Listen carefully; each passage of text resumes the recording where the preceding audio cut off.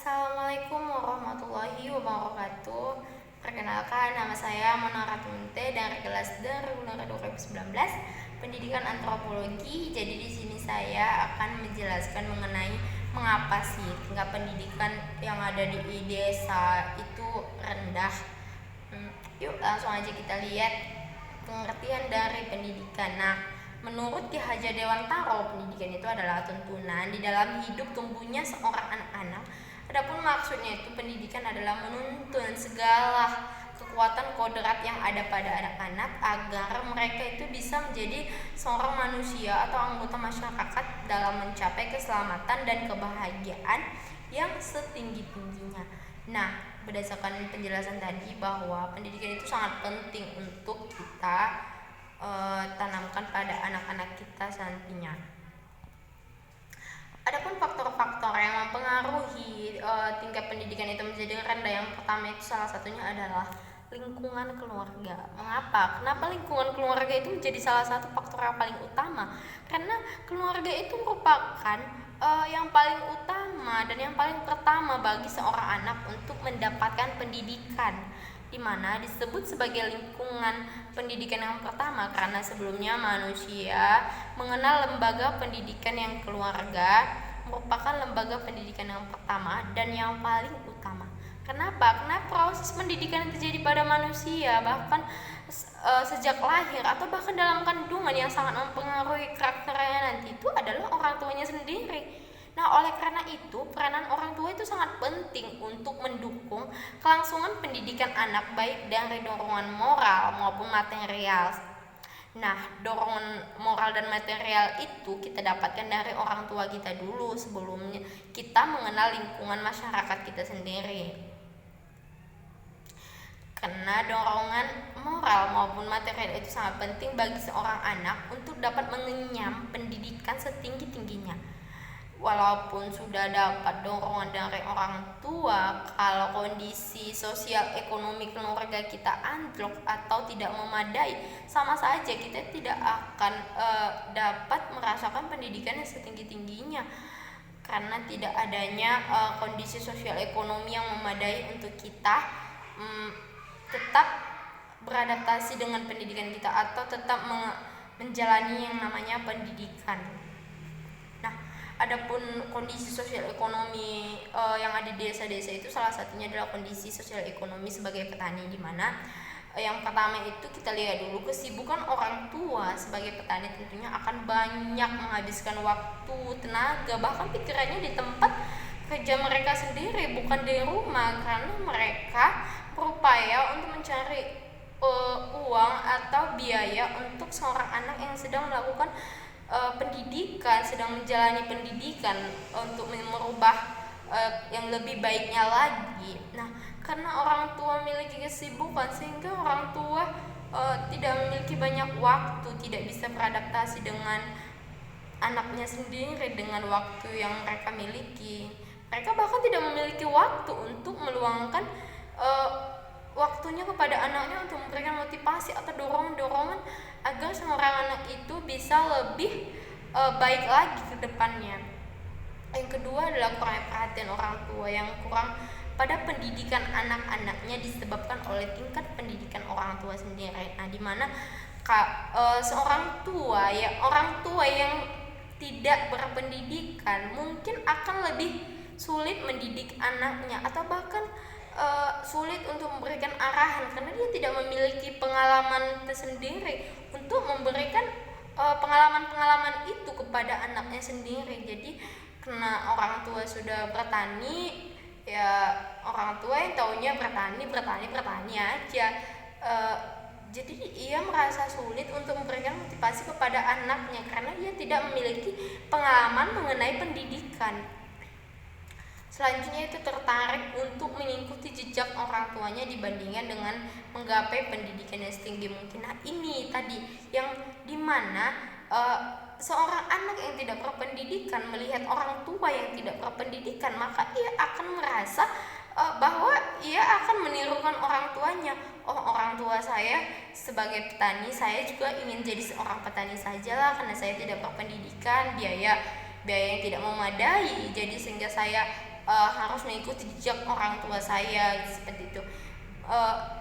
Terlalu dangkal sih bagi saya jika memiliki pikiran seperti itu. Selanjutnya adalah faktor-faktor yang mempengaruhi mengapa sih rendahnya pendidikan yang ada di masyarakat, khususnya untuk di desa-desa. Nah, yang pertama itu kita lihat dulu, yaitu yang pertama motivasi individu, di mana motivasi individu itu keinginan untuk menempuh pendidikan itu sangat penting.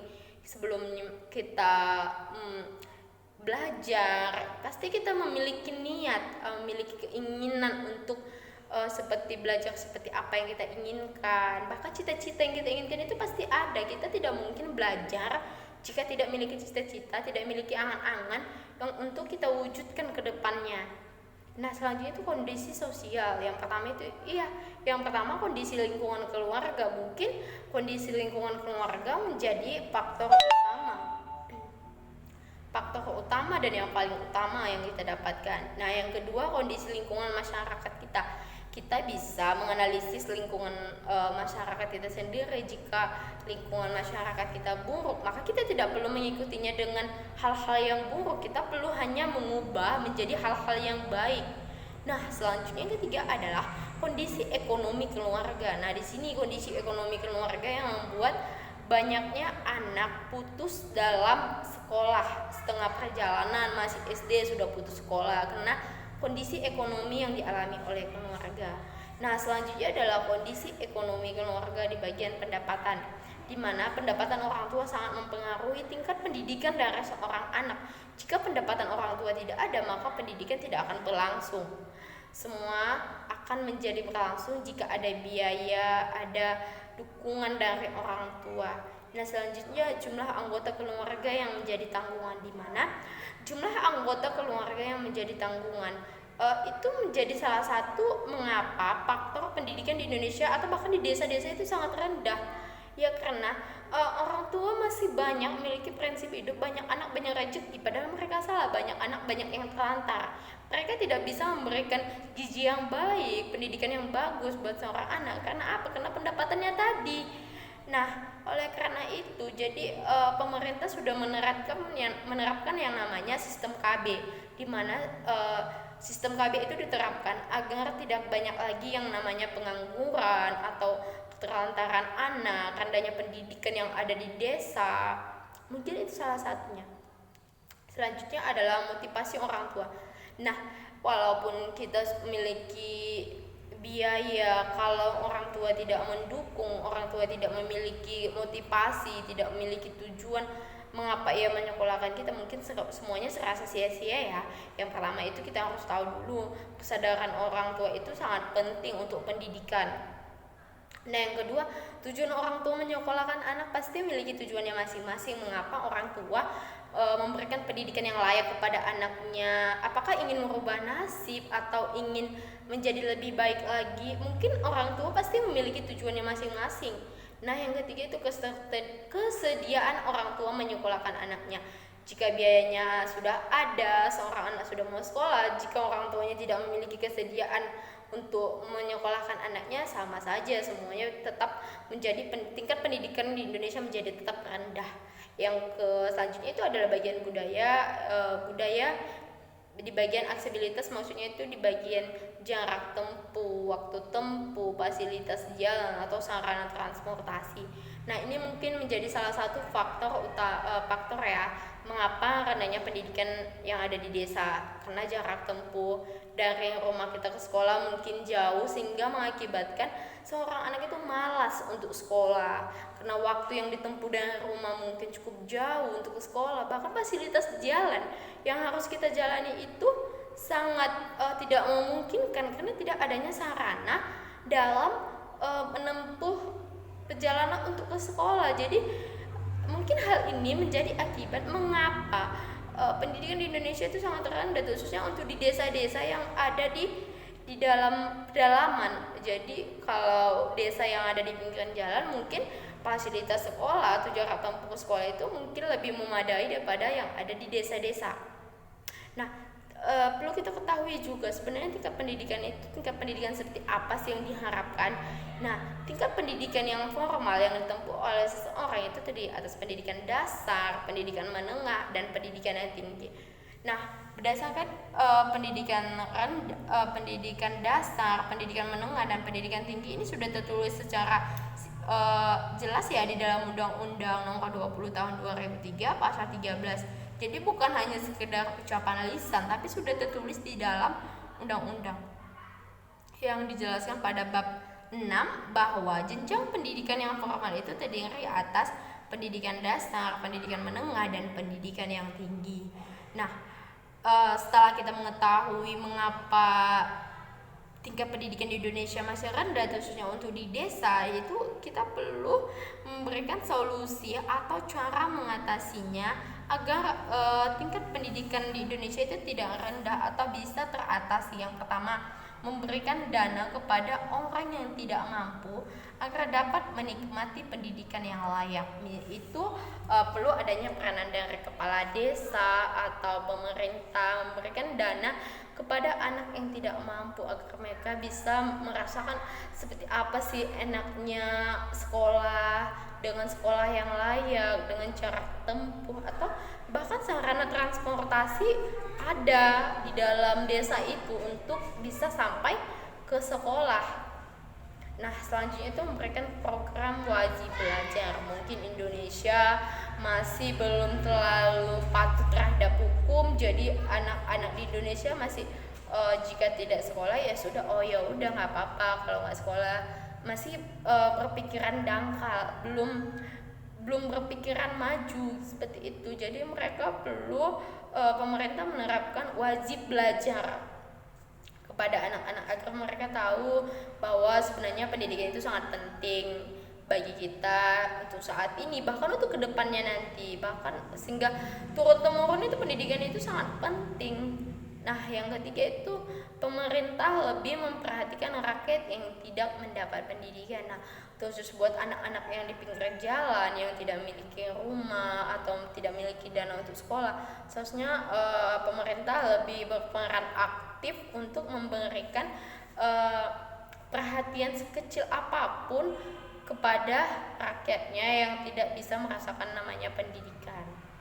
Nah, yang keempat, menyediakan fasilitas pendidikan yang lengkap dan merata di setiap daerah. Karena ini tadi yang membuat mengapa pendidikan di Indonesia atau bahkan di desa-desa itu sangat rendah, karena fasilitas yang tidak memadai untuk bisa sampai ke sekolah, tidak adanya transportasi atau jalan yang kita tempuh itu sangat tidak memadai, sehingga maka yang muncul dari hati kita malas, jiwa malas untuk sekolah itu akan ada karena ya akibat dari fasilitas sekolah tadi, jalan atau jarak yang kita tempuh sangat jauh, sarana transportasi atau waktu tempuh yang kita tempuh ke sekolah itu cukup jauh, sehingga kita memiliki waktu yang banyak dalam perjalanan daripada waktu untuk belajar. Nah, yang selanjutnya itu memberikan tunjangan pendidikan seperti Kartu Indonesia Pintar dan mengadakan program KB. Nah, ini tunjangan pendidikan seperti Kartu Indonesia Pintar sudah diterapkan oleh pemerintah agar siswa-siswa yang memiliki prestasi yang tinggi dapat mengembangkan prestasinya lagi walaupun terkendala biaya. Tapi kalau pemerintah mendukung dengan adanya Kartu Indonesia Pintar, mungkin mereka akan tetap berlanjut untuk merasakan yang namanya pendidikan. Nah, selanjutnya itu mengadakan program KB di mana supaya tidak banyak lagi anak yang terlantar di sana di sini, banyak pengangguran, tidak mendapatkan gizi dari orang tuanya karena pendapatannya tadi, karena hasil pekerjaannya tadi. Jadi pemerintah mengambil kebijakan untuk mengadakan program KB. Nah, program KB ini mungkin sangat bagus ya untuk diterapkan di Indonesia atau bahkan di desa-desa agar anak-anak itu tidak ada lagi yang pengangguran. Kalau anak hanya 2 mungkin atau 3, mungkin orang tua masih sanggup memberikan pendidikan yang lebih layak lagi. Tapi kalau sudah anak 8, 9 atau 10 ke atas, mungkin yang ada tingkat pengangguran akan menjadi lebih tinggi. Pendidikan yang mereka alami atau mereka rasakan tidak layak, gizi yang mereka dapatkan dari orang tua pun sudah tidak memadai lagi karena faktor ekonomi. Tanpa terkecuali faktor ekonomi keluarga itu sangat memadai atau sangat memungkinkan untuk memiliki anak banyak. Sekian dari hasil presentasi saya. Jika ada kesalahan, saya mohon maaf. Wabillahi taufiq wal hidayah. Assalamualaikum warahmatullahi wabarakatuh.